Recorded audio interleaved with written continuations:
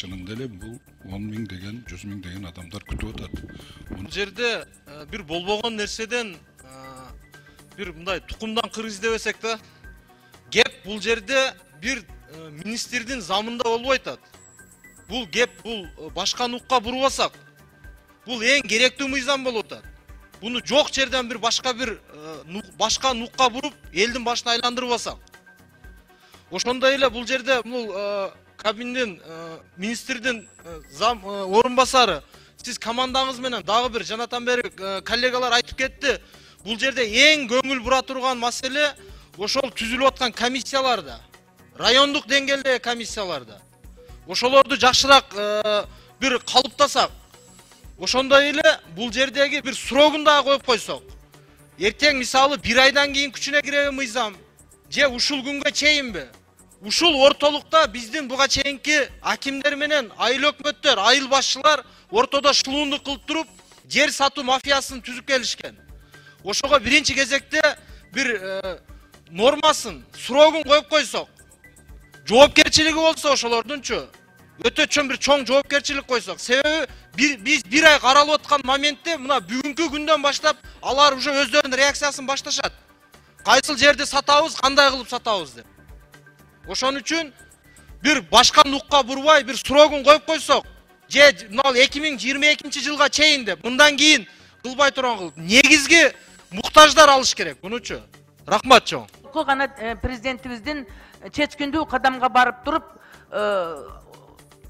элдерге жакшы жеңилдик түзүп берүүгө шарт түзүп берип аткандан кийин бардыгына тегиз карагыла. Анан кимдир бирөөгө жемкорлук болуп, ошол жерден булак кайда таап тура турган жер сатып, майдалап, фундаменти барды сатып берип, дагы 3-чү адамга сатып, 4-чү адамга сатып, карапайым элдин көз жашын агызган мындай Сүйүн Мырзаканов деген окшогон ортомчуларга тыюу салыш керек мындайдачы. Ансыз деле 20 жылдан бери карапайым элдин канын соруп келишти. Ошолор мамлекетке бир тыйын пайдасы жок. Ошон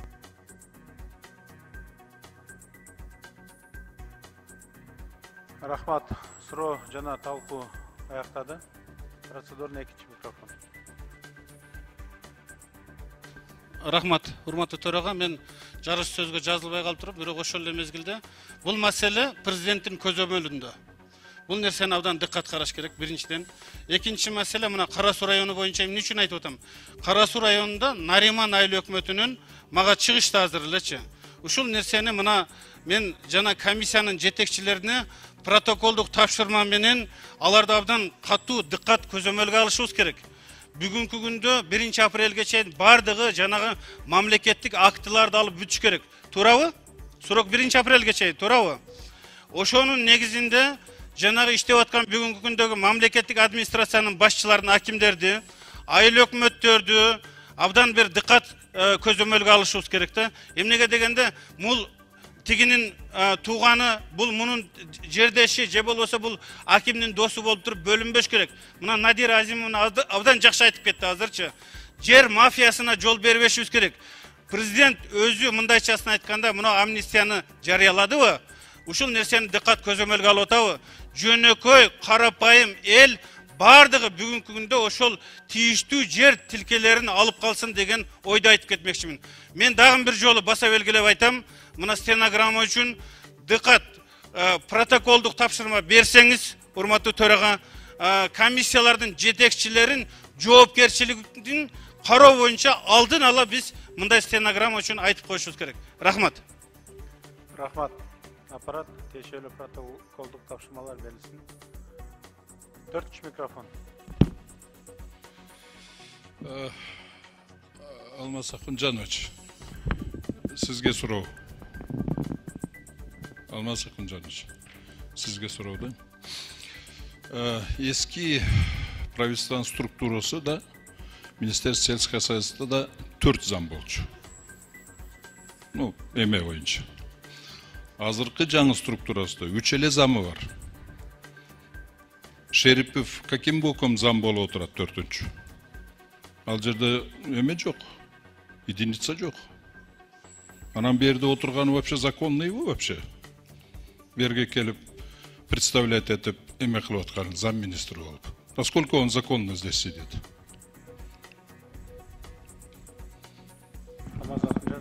Нурам Абдрашитович, дамыйдан суроо бердиңиз эле. Бул мындайда, эгерде өкмөт мүчөсү, кабинет мүчөсү атайын өзүбүздүн чечим менен, токтоо менен ким докладчик бекитилет. Бул жерде ошо министр өзү бекитилген, ал киши расмий азыр командировкада болгондуктан анын ордуна бул киши келип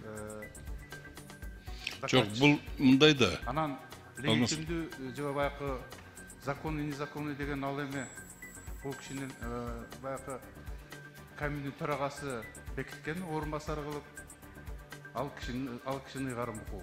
Анда штатты киргизип коюш керек да, 4-чү штатты. Бул штат жок эле отурбайбы зам министр болуп.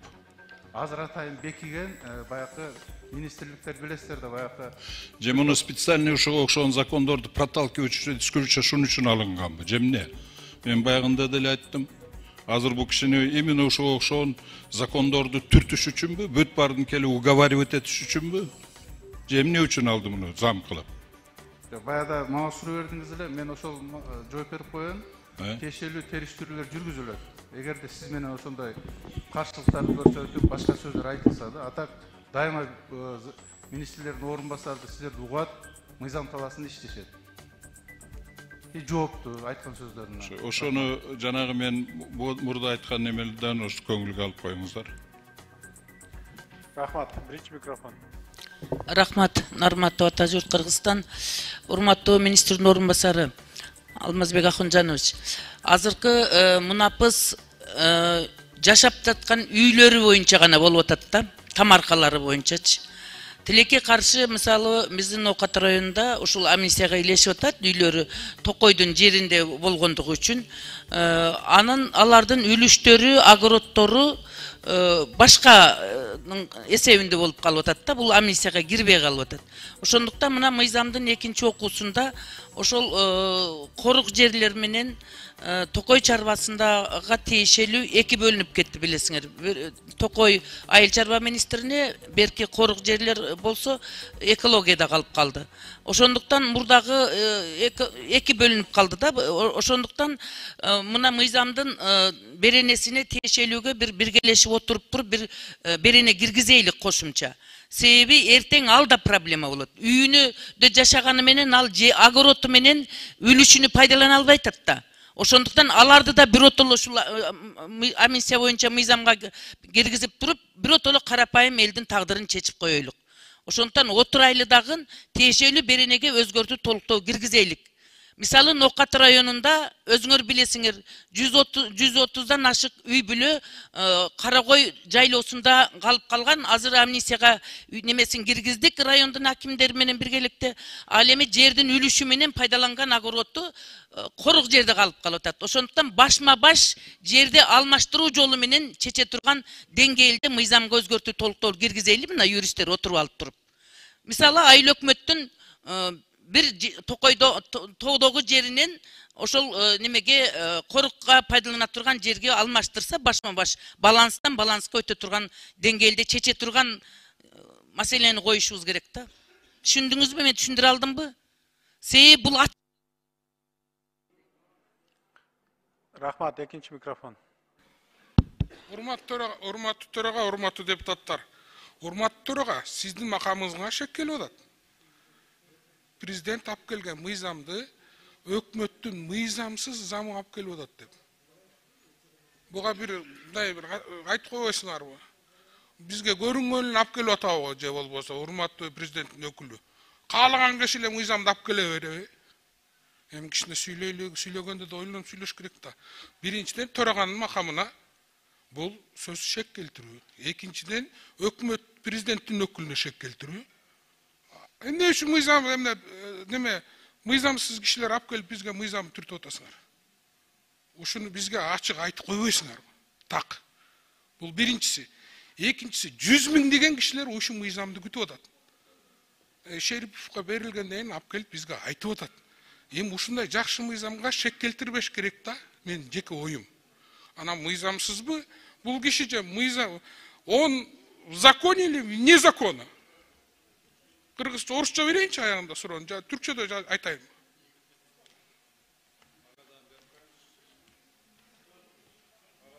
Төртінші микрофон. Төртінші. Бұл жерде мындай азыр интрига башталды да. Төлебаев жақтан. Вот смотрите, интрига башталды да. Сіз сөйледіңіз, ұғып тұрыңыз. Интрига башталды. Здесь не надо говорить, азыр келген закон жөнінде сөз жоқ. Азыр ертең мен комитетте мен қолдап берген, бұға ешкім қарсы шыққан жоқ, незаконный деген жоқ. Ол кишинин отырғаны закон, штат бойынша закрепленный или нет, и его поведение, и его движение. Анан башка закондар жөнінде сөз болып атат. Ал закон жөнінде мына мен раз принципиальный бара турган болсок, Алмаз Ахымжанович, на прием, пожалуйста, меня Садыр Нуркочевичке мен кылыңызчы. Булар Садыр Нуркочевичтин башын айлантып атат булар. Башын айлантып атат. Я хочу объяснить, чем угрожают те законы, которые они сюда тащат. Национальная безопасность биздин келечекте, ближайший эле келечекте, биздин улуттук коопсуздукка и улуттук кызыкчылыгыбызга шек келтирет ошол, угроза болот. Ошол могу Шерипов алып келип проталкивать этип аткан. Любыми правдами, неправдами кылып атат. Пожалуйста, эгер эме болсо, давайте интрига кылбайлы бу жерде. Бул жерде просто вопрос идет о наших национальных интересах. И поэтому бул жерде жанагы бул башка жөнүндө закон жөнүндө сөз болуп атат. И здесь путать не надо. Садыр Нуркочевичти путать этип, анандай манандай деп интрига кылыштын кереги жок. Рахмат. Алтынчы микрофон. Аксы Шайлоо округу Шакиев. Урматтуу депутаттар, урматтуу баяндамачы, мен айтат элем, ушул мыйзамды күтүп аткан биздин өлкөбүздө 10 миң деген, 100 миң деген адамдар бар. Мына мен Шайлоо маалында көрдүм, Аксы районунун Сары Челек коругунда жашагандар, Токой чарбасынын аймагында жашагандар ушул суроо боюнча аябай мындай күйүп, бышып суроолорду беришкен да, ушуну чечип берсеңер деп. Анан ушул маселе комплекстин чечилип аткандан кийин бүтүндөй республикада мен ойлойм, бул абдан туура. Муну биз колдоп беришибиз керек. Анан эми мен айрым коллегаларыбыздан кечирим сурайм, бирок бөйрөктөн шыйрак чыгара берген болбойт. Муну колдоп беришибиз керек. Жеке кызыкчылыктарды ташташ керек. Бул жерде жалпы элдин кызыкчылыгы болуп атат. Рахмат. Рахмат. Биринчи микрофон. Рахмат, урматтуу төрага. Бул жерде мен мындай түшүнбөй калдым да азыр, бир какой-то бир интрига жүрүп атат да, ачык айткандачы. Нурлан Шерипов кабинеттер министринин төрагасы аркылуу распоряжениясы менен бекитилген официальный заместитель министра сельского хозяйства. Бүгүнкү күндө тактырнакай, жакшынакай бир мыйзамды алып келди. 100 миңден ашык үй бүлөлөр бүгүнкү күндө мына жер тилкелерин алат экен. Бул мыйзамдын керектигин бардык парламент айтып атат. Жалпы депутаттар айтып атат. Өкмөт, президент амнистия берип атат. Бул жерде мен мындай бул жигитти мындай квалификациясына, мындайчасын айтканда ученый степенин карап көрүп туруп, башкасын азыр мен Google'дан карадым. Эч кандай шек жок го деп ойлойм да. Анан эмне үчүн мындай жөн эле мындай личностька болуп атабы, же болбосо мындай азыр Нурлан Тургунбекович абдан жакшы айтып кетти. Бул мыйзамды бүгүнкү күндө элибиз күтүп атат. Келиңиздер, бардыгыбыз биримдикте, ынтымакта, достукта, бир туугандыкта бир добуштан колдоп берели деген ойду айтып, коллегаларды чакырып кетелим. Сөз Алмаз Ахымжановичте. Султан Абдрашевич, бир топ маселелерди көтөрдүңүз. Анан бул маселени сөзсүз түрдө президент өзү контролдоп турат. Ал кишинин бул саясий эрки, бул чоң маселе. Анын баарыңыз түшүнүп турасыңыздар. Анан бул мыйзамдын жаралышын айтып коеюн да. Бул мыйзам жаралышы бардык процедурадан өткөн, атайын токтом менен бекитилип, ал токтомдун өзүндө дагы каминүү токтому, мына 11 февраль 2022 жылдын номер 69 токтом менен бекилгенде дагы атайын пункт менен бул мыйзам долбоорун Кыргыз Республиканын Жогорку Кеңешинин аталган мыйзамдардын долбоорлорун кечиктирилис катары кезексиз тартипте кароо суралсын деп атайын норма менен бекитилип атат. Бул конституцияда нормабыз бар. Экинчиси, барлык депутаттарга чоң рахмат. Оперативдүү түрдө 3 комитет карап берди. Бул комитет укук тартиби, кылмыштуулук менен күрөшүү жана коррупцияга каршы аракеттенүү боюнча комитети, транспорт, коммуникациялар, архитектура жана курулуш боюнча комитети. Экинчи комитет, үчүнчү комитет мына бүгүн эртең менен кечээ майрамга карабастан атайын комитет топтолуп, кезексиз түрдө агрардык саясат ресурстары, экология жана регионалдык өнүктүрүү боюнча комитети карап берди. Үчүнчү жолу суранам, бул мыйзамды колдоп беришиңерди суранам, өтүнөм. Рахмат. 4-нчү микрофон. Акынжанович, мен дагы бир жолу айтып кетейин. Эртең менен комитетте мен уну колдоп бердим. Азыр да депутаттарды да чакырам, колдоп бериңиздер.